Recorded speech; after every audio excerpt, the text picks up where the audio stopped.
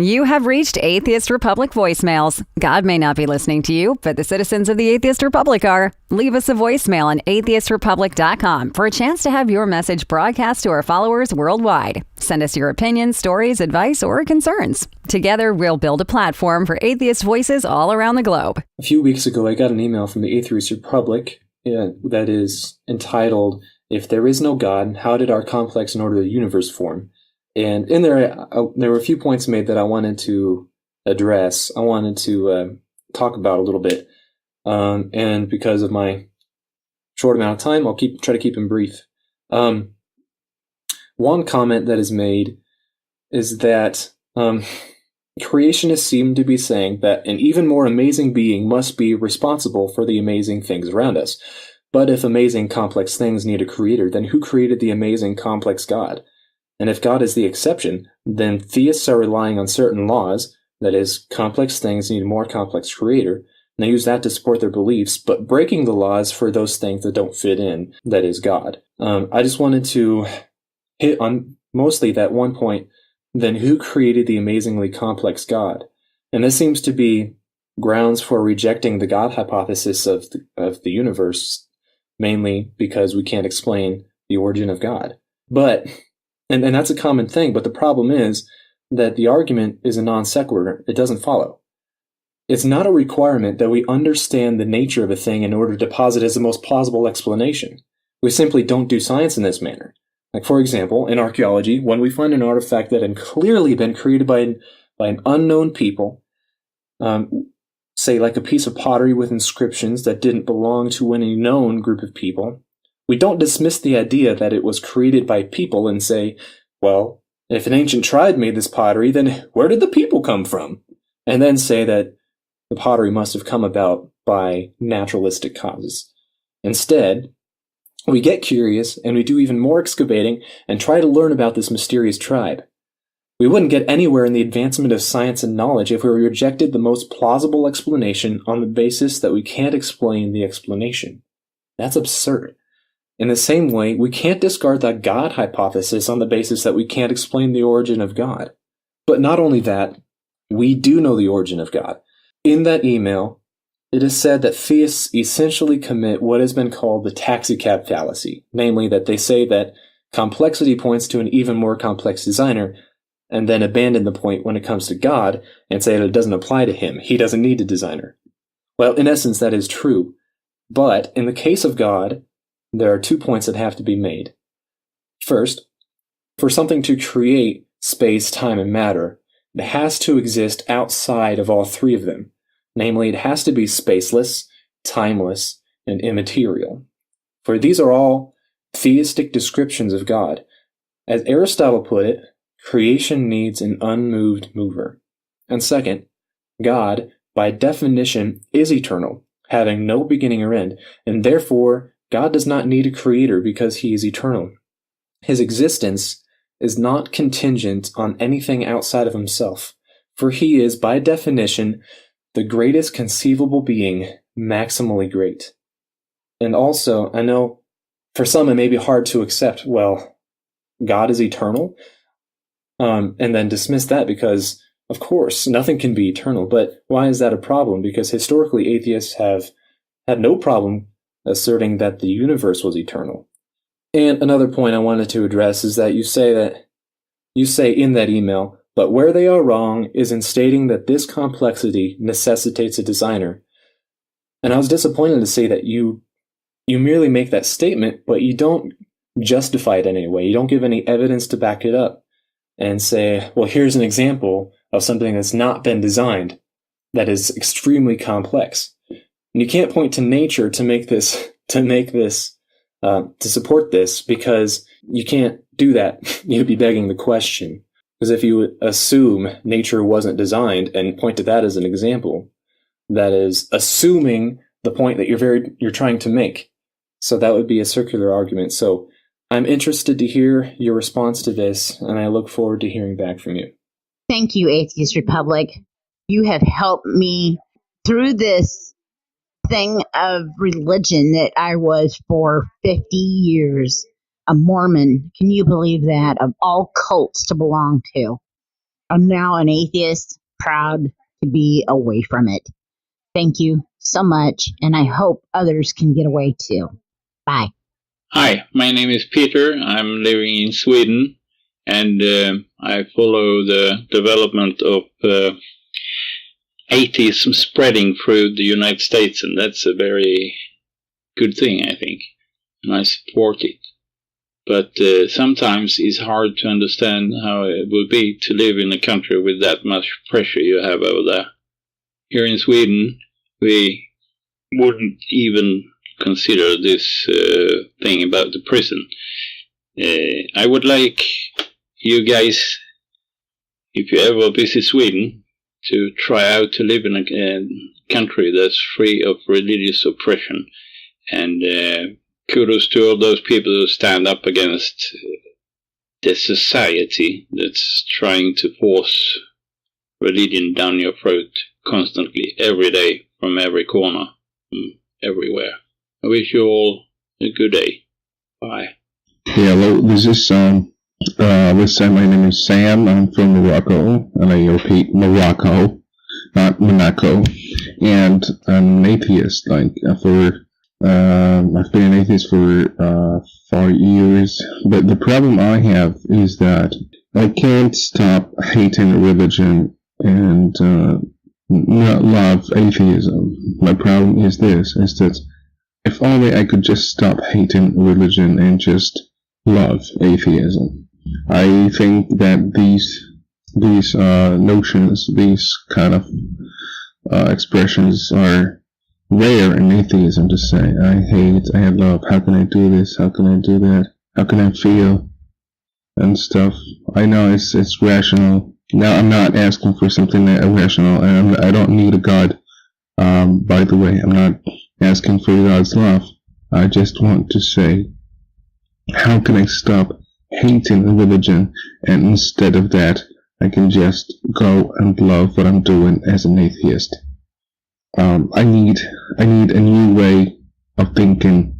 I need a new perspective.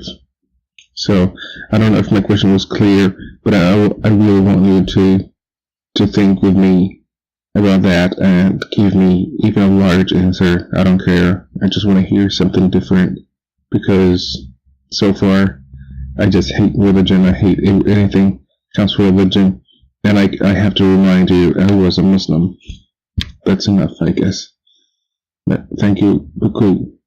Merci beaucoup. I was always raised in a secular household. However, the community I grew up in was very Catholic.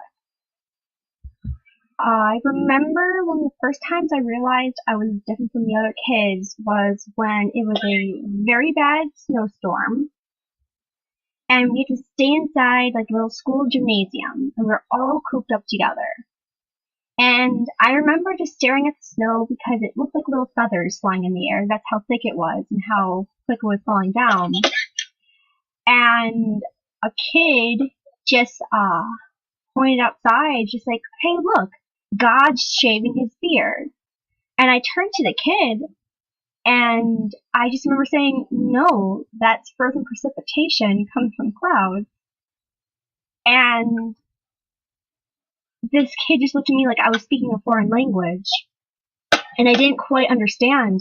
And he just told me, no, that's God shaving his beard, with complete sincerity, and almost a bit of anger in his voice that I doubted him.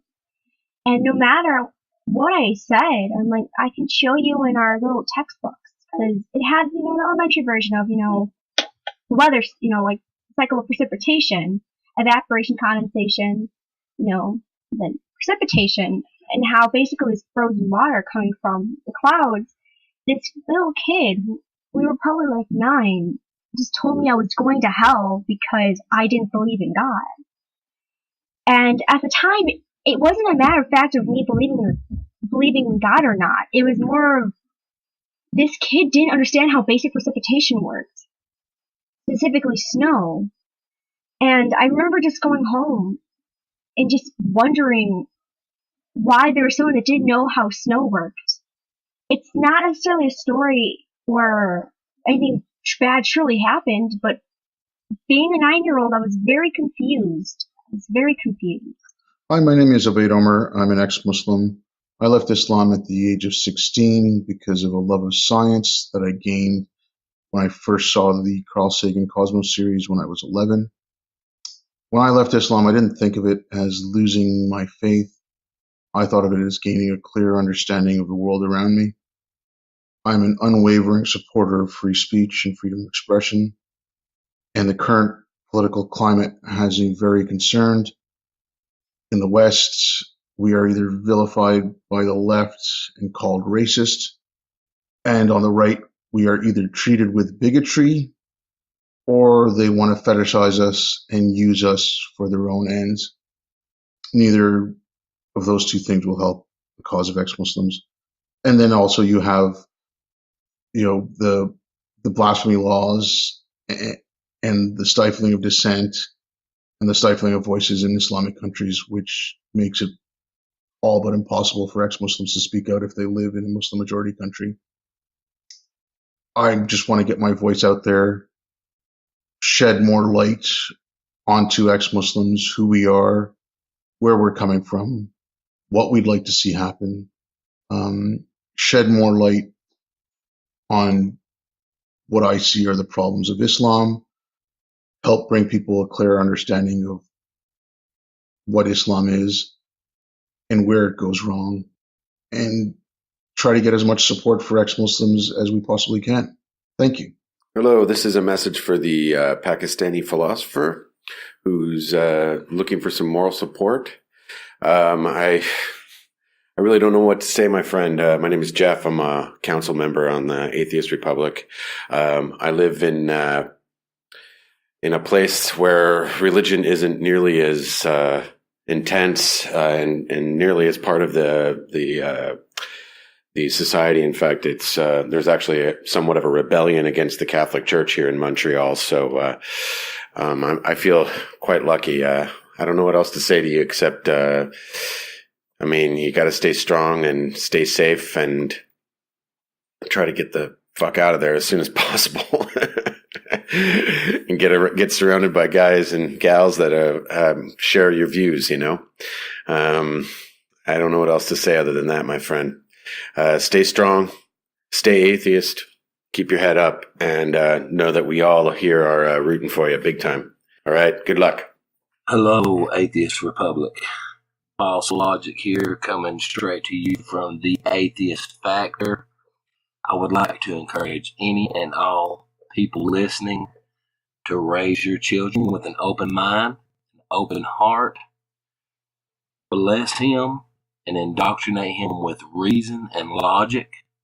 And always, this is key, always teach your children to question everything that they think that they know.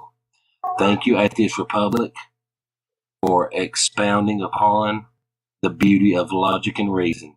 Goodbye. Hello, everybody out there. I'm a professor. You can say I'm a young man. I'm just 29 years old, and I'm speaking from a country which is totally Islamic in nature.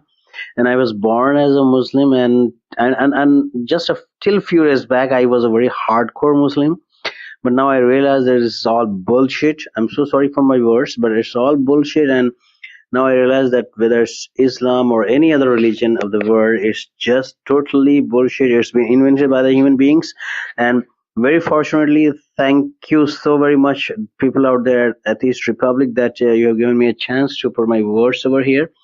I'm really happy. I can't tell you the name of my country right now because it's my first time that I'm surfing over here on this particular website, and I'm talking to you people.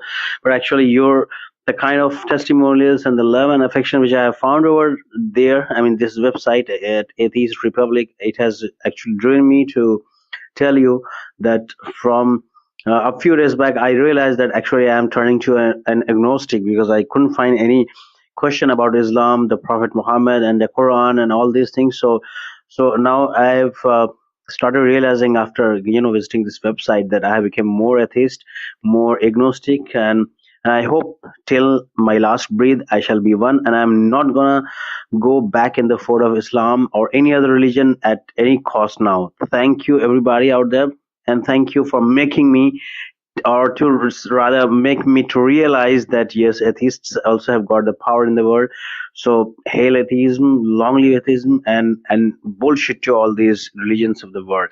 Thank you. Take the very best care. Love you a lot, all my sisters and brothers out there, atheist, agnostic sisters and brothers out there.